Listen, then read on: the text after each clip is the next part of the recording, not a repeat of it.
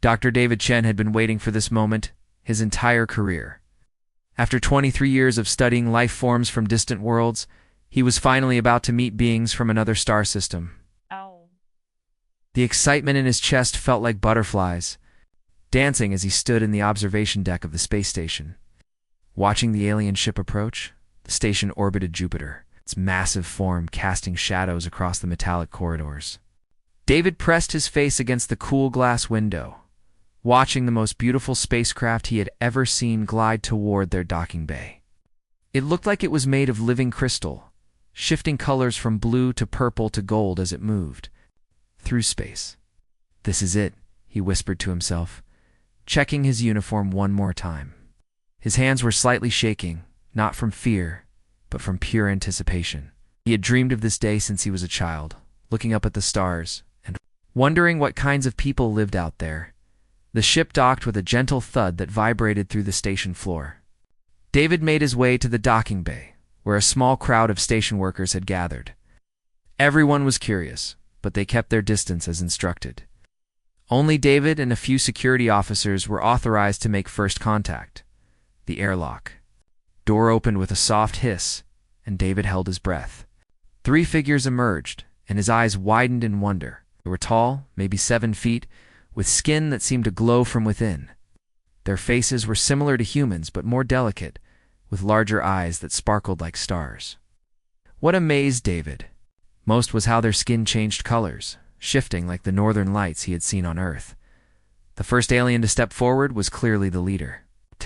His skin glowed with confident golden patterns, and he moved with the grace of someone used to being in charge. Behind him came another adult, whose skin showed steady blue patterns, and finally, a younger alien whose skin flickered with nervous silver lights. David stepped forward, his heart pounding. "Welcome to our station," he said clearly, hoping his voice sounded steady. "I am Dr. David Chen, and I will be your guide during your stay here." The leader nodded and replied in perfect English, which surprised David. "I am Ambassador Kethfer, and this is my colleague, Researcher Valden.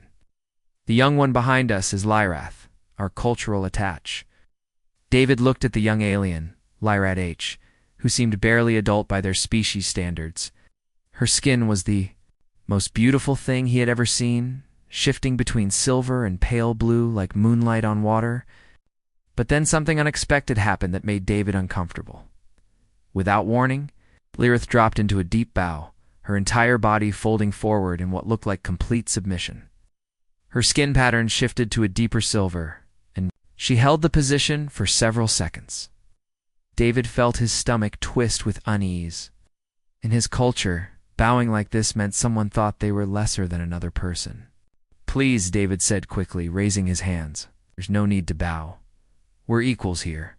You don't have to do that." Lyrath straightened up slowly, and David noticed her skin patterns change to confused amber colors. She looked at him with those large, star-like eyes but said nothing. Her silence made David even more uncomfortable. Ambassador Kethfer stepped forward with a gentle smile. "Dr. Chen, please forgive Lyrath H. She is still learning about human customs. Our peoples have different ways of showing respect." David nodded, feeling a bit relieved. "Of course I understand. It's just that in our culture, we believe all people are equal. Nobody needs to bow to anyone else." The tour of the station began, and David found himself fascinated by how the aliens reacted to everything. They moved gracefully through the corridors, their skin patterns changing as they experienced different emotions. Valden seemed particularly interested in the scientific equipment, while Ambassador Kethfer asked thoughtful questions about human society, but David kept noticing Lyrath. She walked slightly behind the others, her skin patterns mostly neutral blues and grays. Whenever they passed station workers, she would nod politely, but she seemed reserved, almost shy. David wondered if this was normal for her species or if something was bothering her as they walked through the botanical gardens. David pointed out various plants from Earth and other worlds. "This section contains our most prized specimens," he explained. "We use them for both research and to help crew members feel connected to home." Lyrath's eyes lit up when she saw the plants, and for the first time her skin pattern shifted to warm green and gold.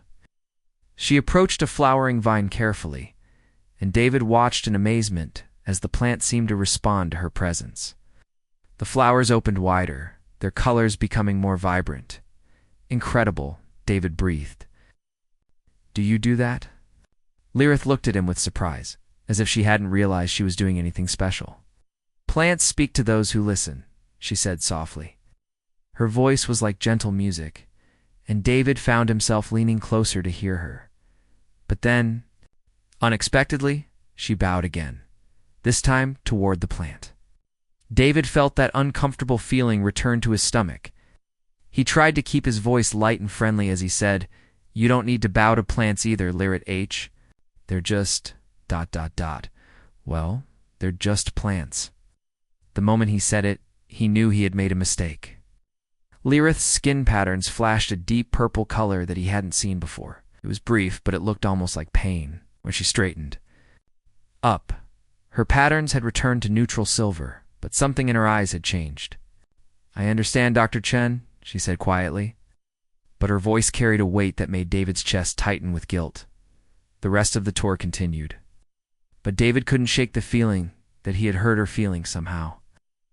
Every time she started to bow during their interactions, she would catch herself and stop, her skin patterns flickering with what looked like confusion or sadness. Later that evening, as David sat in his quarters writing his report about the day, he found himself thinking about Lirith. He had been so focused on making her feel equal and welcome that he might have dismissed something important to her culture. The deep purple flash in her skin patterns kept haunting him. He stared out his window at the alien ship, still docked to their station. Tomorrow would bring new interactions, new opportunities to learn about these fascinating beings. But tonight, David couldn't shake the feeling that he had missed something crucial about the young alien who had bowed to him.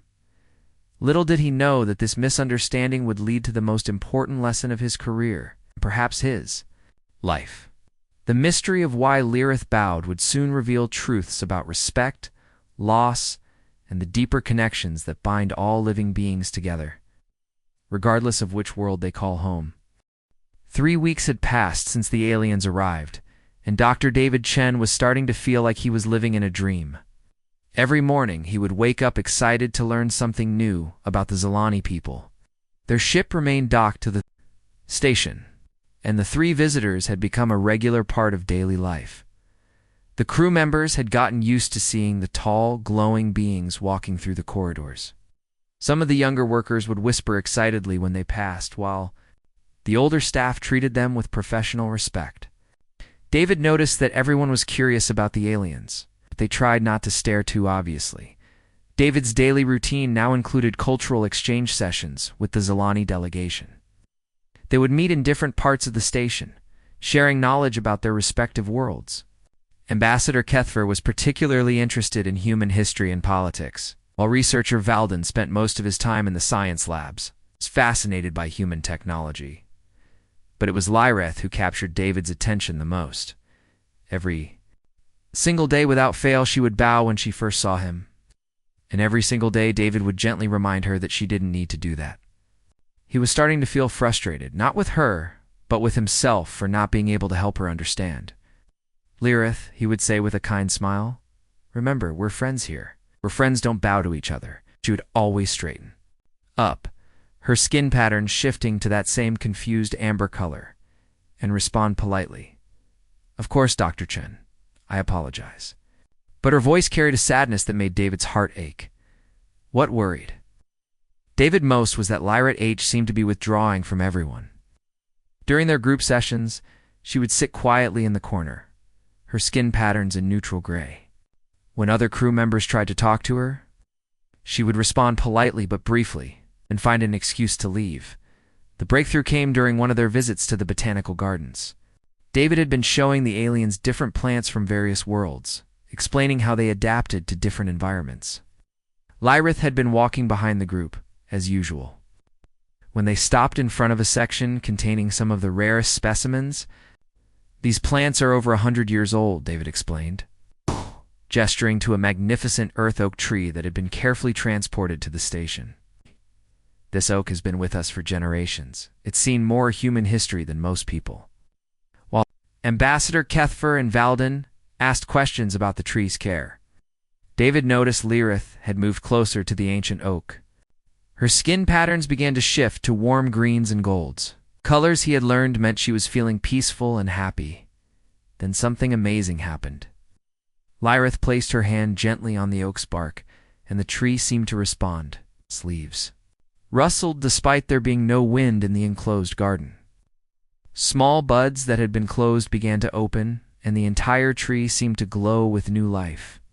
"How does she do that?" whispered Chief Engineer Rita Kim, who had joined them for the tour. David was equally amazed. "It's incredible. She has some kind of connection with living things."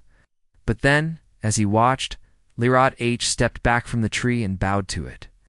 Not a small nod, but a deep, respectful bow that lasted several seconds. Her skin patterns shifted. Two beautiful purples and golds, colors David had never seen her display before. Without thinking, David chuckled and said, "You don't need to bow to plants either, Lirith H. It's just a tree." The moment the words left his mouth, he knew he had made a terrible mistake. Lirith's skin patterns flashed that deep purple color again, but this time it was stronger, more intense. For just a second, David saw something that looked almost like pain flash across her face.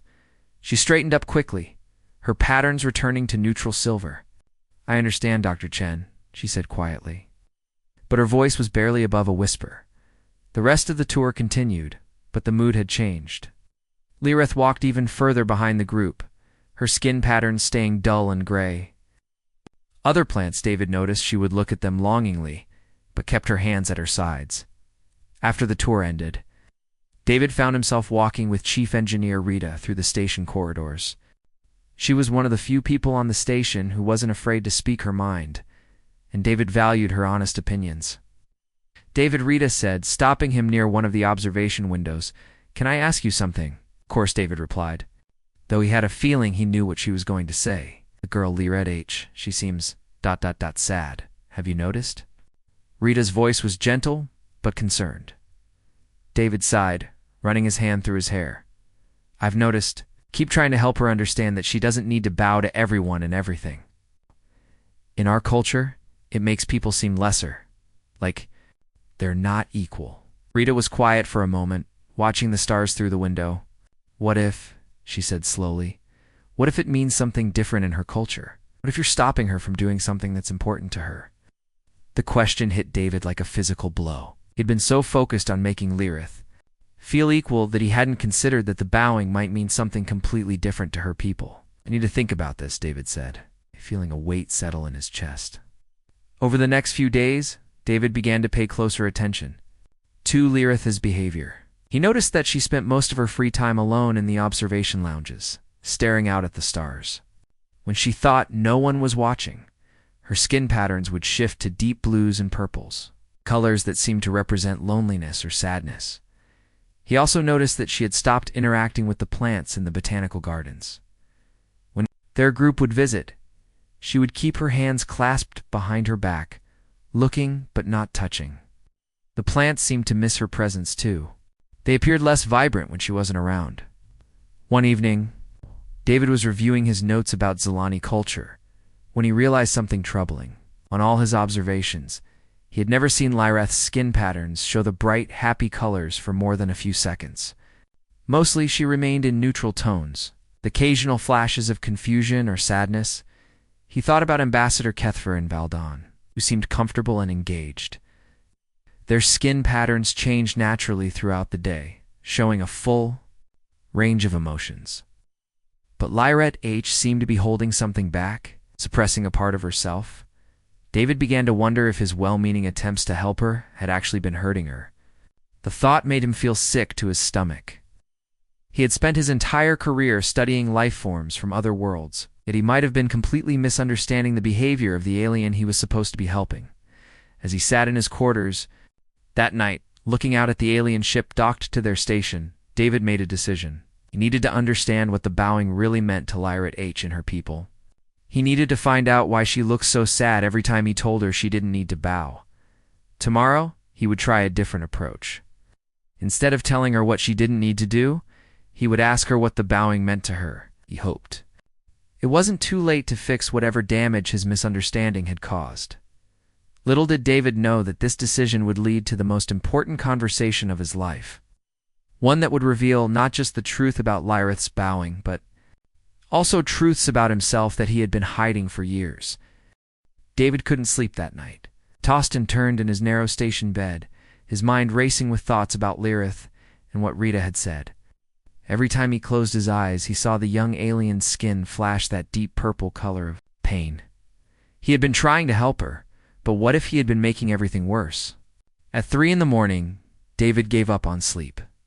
He pulled on his uniform and decided to walk around the station. The corridors were dimly lit during night shift, creating long shadows that danced as he moved. Most of the crew was asleep, and the station felt peaceful and quiet.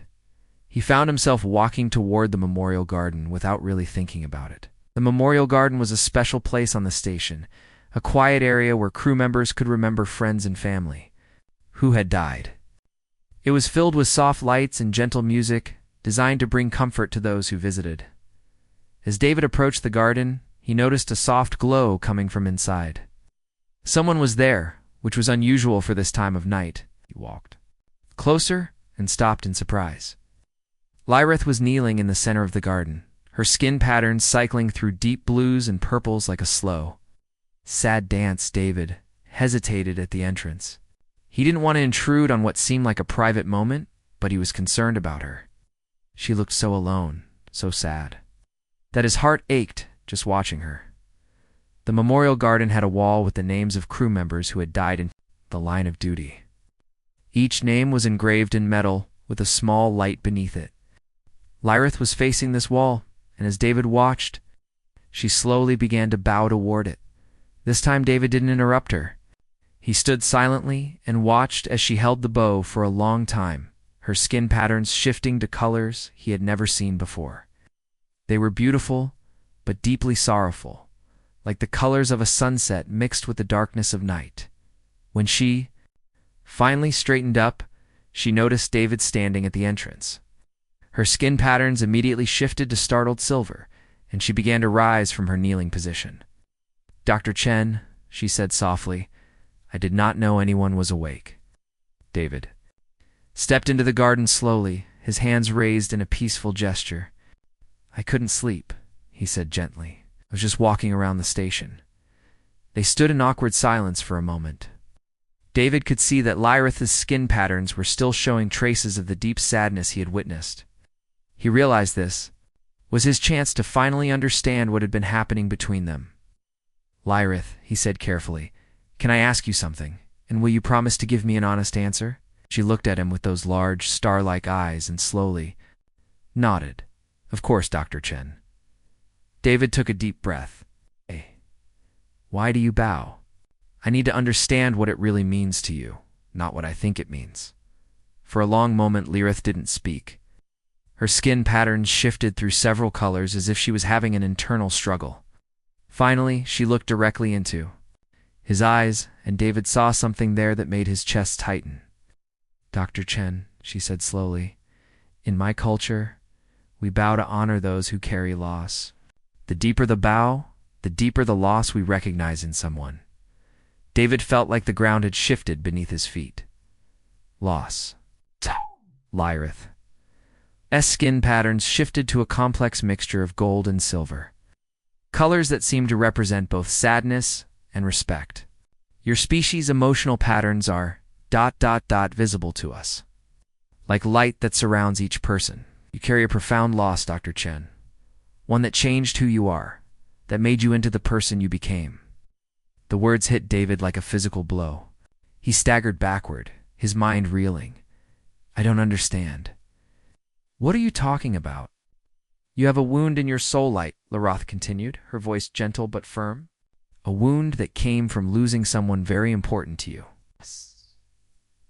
Someone whose death made you dedicate your life to understanding other forms of life. I have been honoring that loss and the strength it gave you." David's legs felt weak, and he sank onto one of the memorial garden's benches. His hands were shaking as memories flooded back, memories he had tried so hard to keep buried.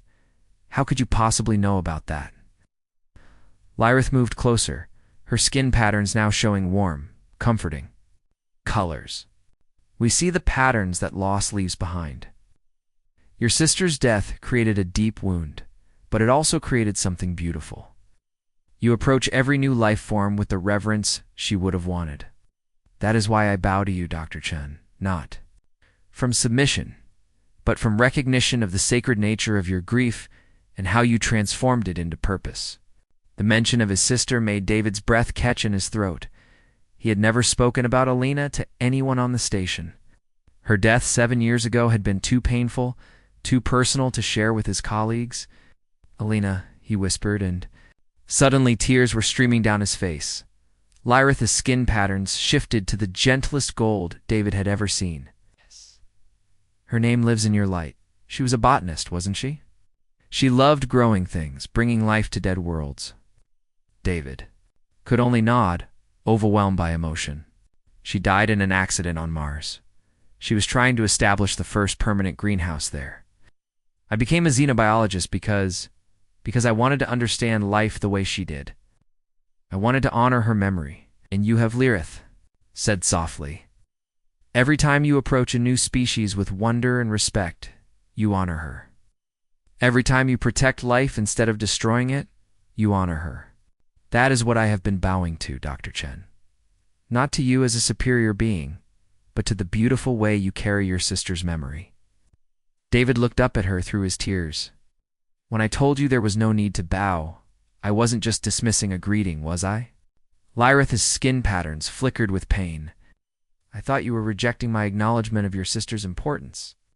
I thought you were telling me that her death and what you built from it didn't matter." The full weight of his mistake crashed down on David.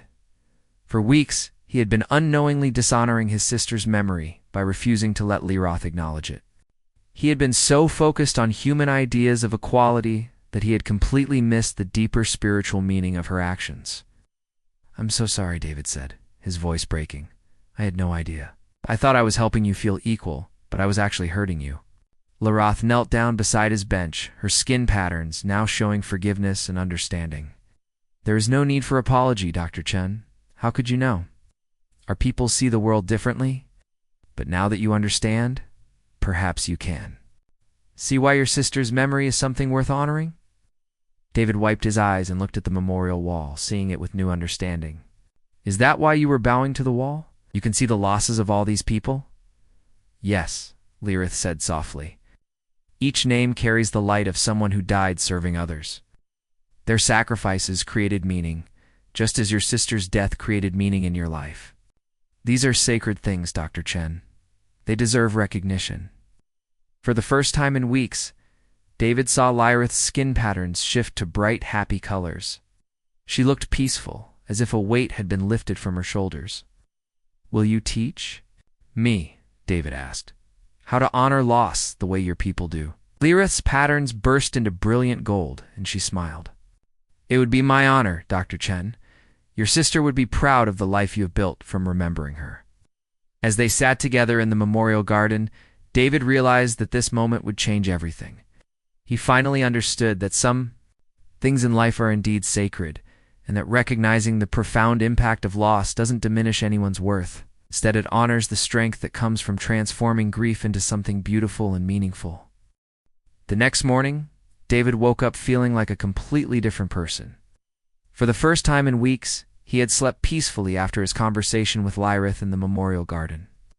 But now, in the light of day, he realized how much he needed to share with her about Alina and why her death had shaped his entire life.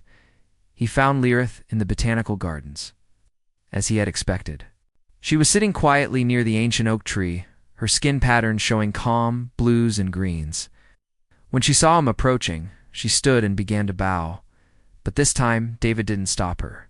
Instead, he waited respectfully until she finished. "Morning, Lyrith," he said gently. "Would you like to come to my quarters? I think it's time I told you about my sister."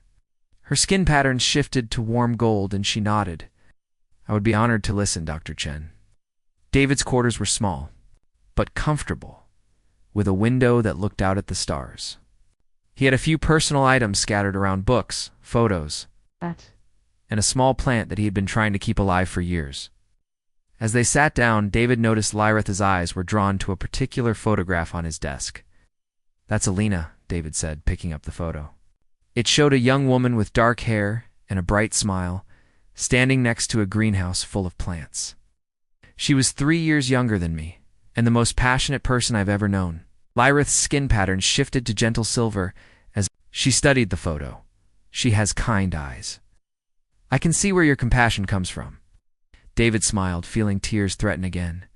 "She was everything I'm not.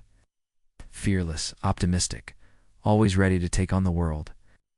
When we were kids, she would find injured birds and nurse them back to health. She said every living thing deserved a chance to thrive." Lyrith asked softly. David took a deep breath. This was the part he had never been able to talk about with anyone. She was part of the first terraforming team sent to Mars. Their job was to establish permanent greenhouses that could support human life. Alina was so excited about the project. She said she was going to turn Mars into a garden. He paused, looking out the window at the stars. The accident happened during her second month there. There was a malfunction in the atmospheric processors. The emergency systems should have kicked in, but they failed. Alina and 4 other team members were trapped in the greenhouse complex when the air became toxic. Lyrith's skin patterns showed deep purple mixed with gold. Colors that David now understood represented both sorrow and respect for the deceased. "The rescue team found them 3 hours later," David continued, his voice getting quieter. "Alina was found holding a small plant, trying to protect it even as she was dying. The plant survived. She didn't." The room fell silent except for the gentle hum of the station's life support systems. David had never told this story to anyone, and saying it out loud made his chest feel tight with grief. "I was angry for a long time," he admitted. "Angry at the company that sent her, angry at the faulty equipment, angry at the universe for taking someone so good, quit my job, stopped talking to friends, basically shut down completely.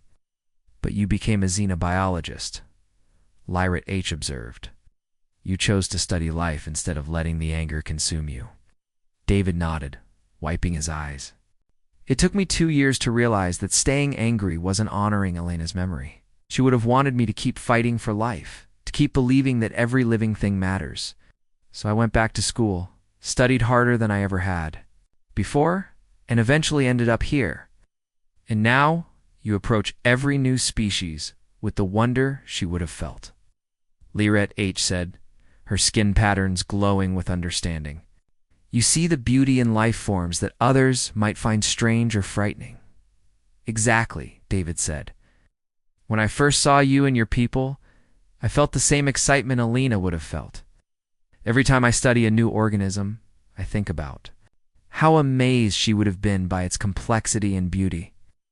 Lyrith H. was quiet for a moment, her patterns cycling through thoughtful colors. "Dr. Chen, may I tell you something about my own loss?" David looked at her with surprise. "Of course." "My home colony was destroyed in a volcanic eruption when I was very young," she began, her skin patterns shifting to deep blues and purples. "I was visiting relatives on another world when it happened. When I returned, everything was gone.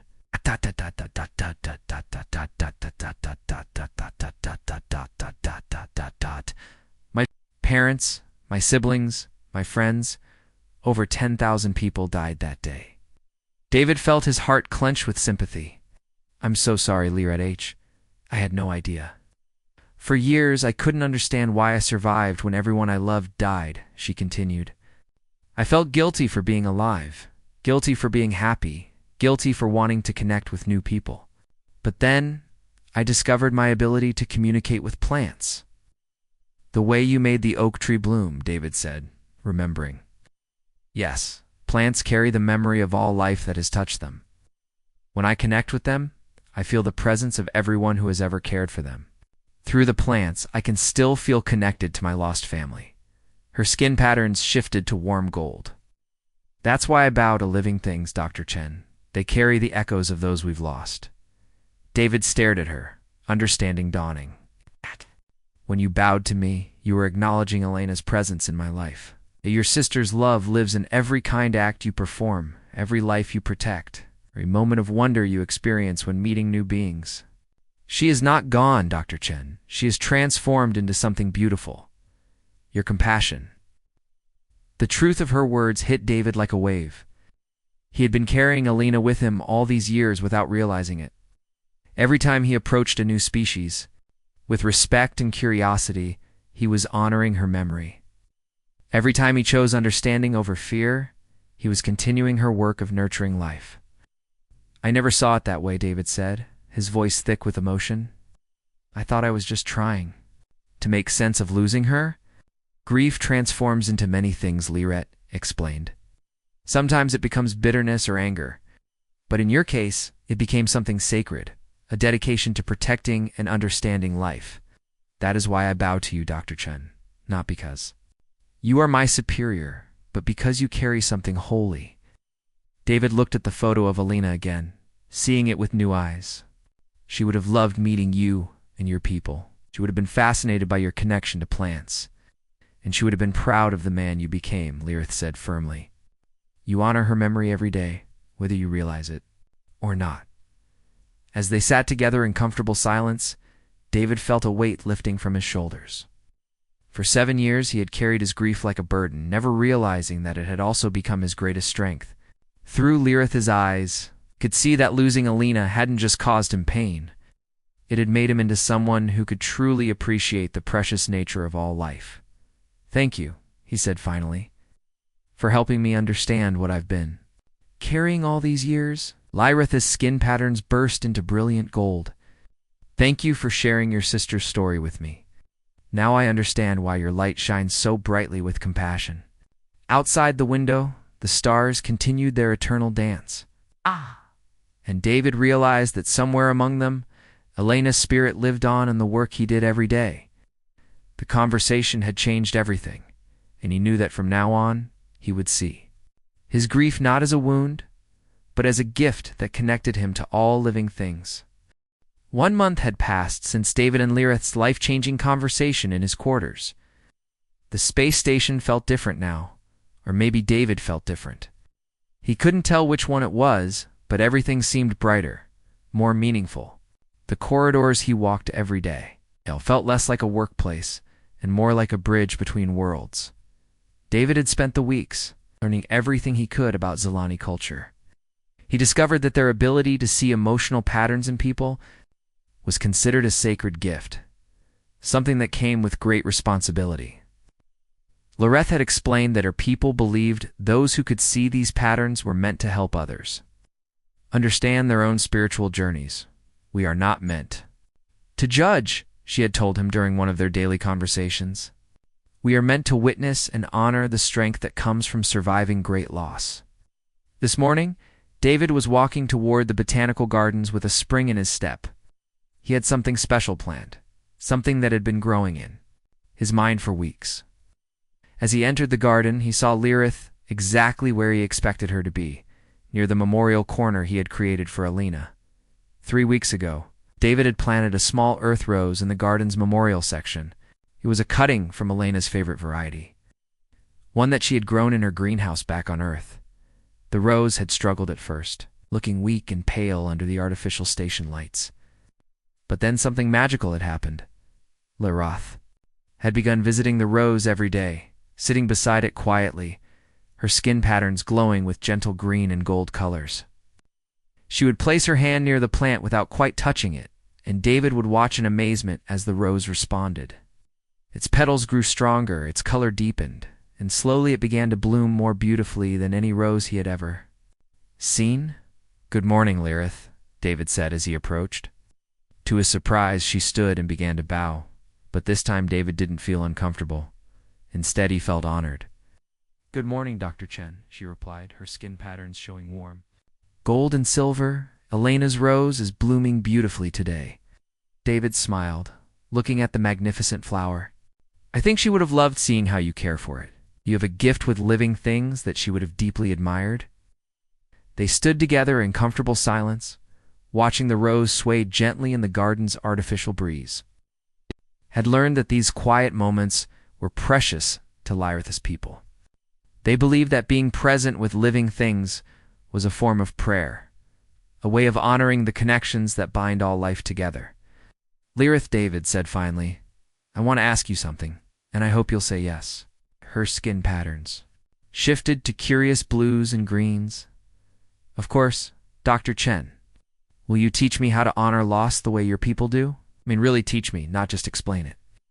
I want to learn how to see the sacred in grief, how to bow properly, how to recognize the strength that comes from surviving great pain. Lyrath's patterns burst into brilliant gold, so bright that David had to shield his eyes for a moment. Dr. Chen, nothing would make me happier. But first, I must tell you something important. What is it? Learning to honor loss in our way. Means learning to see it in others, too. Once you begin to understand how grief transforms into strength, you will start to notice it everywhere. In your colleagues, in the people you meet, in the stories behind every face you encounter.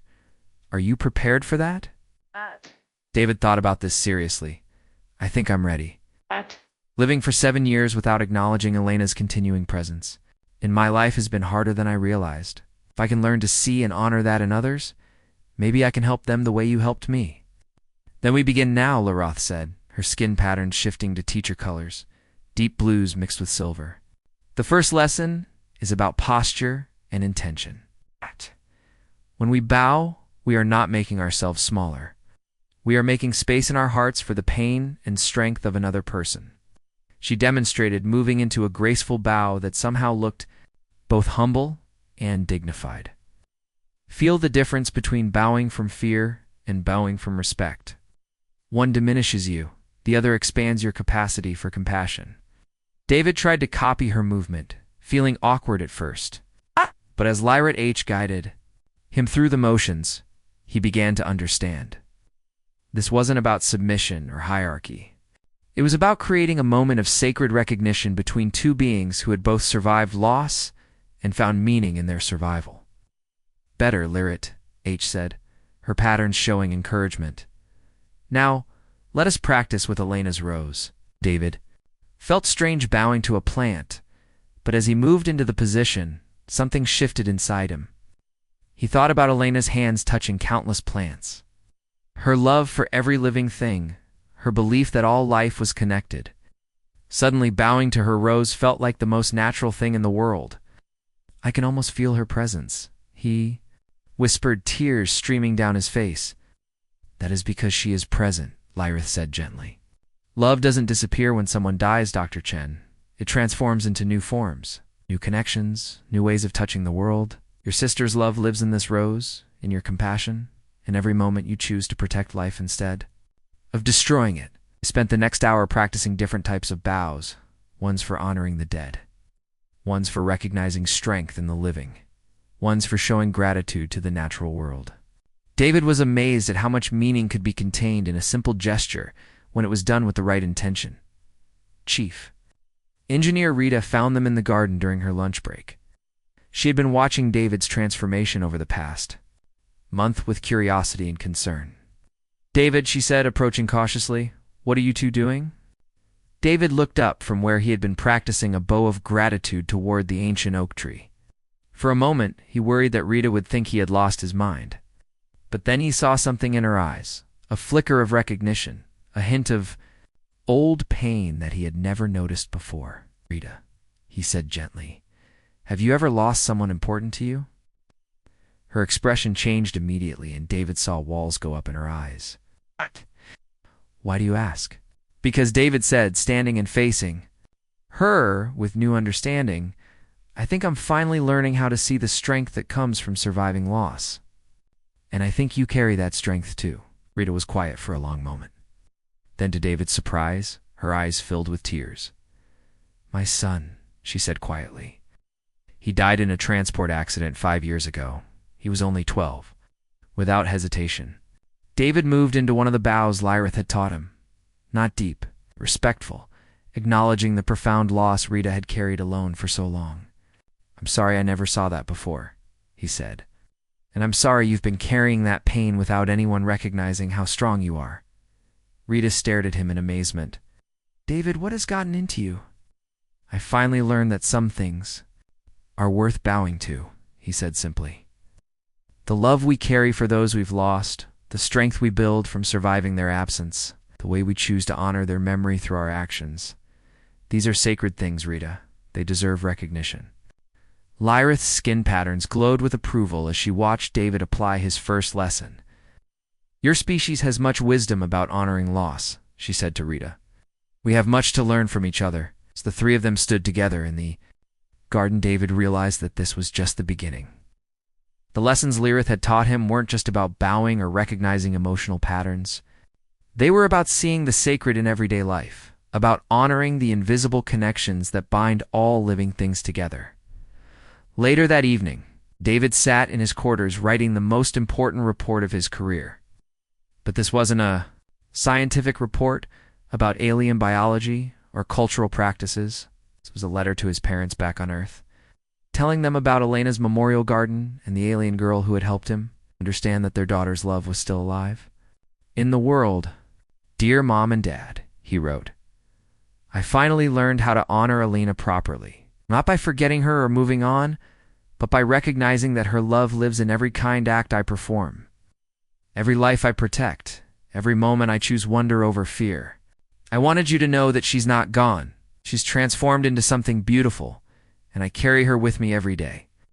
As he finished the letter, David looked out his window at the stars and felt Elena's presence more strongly than he had since the day she died.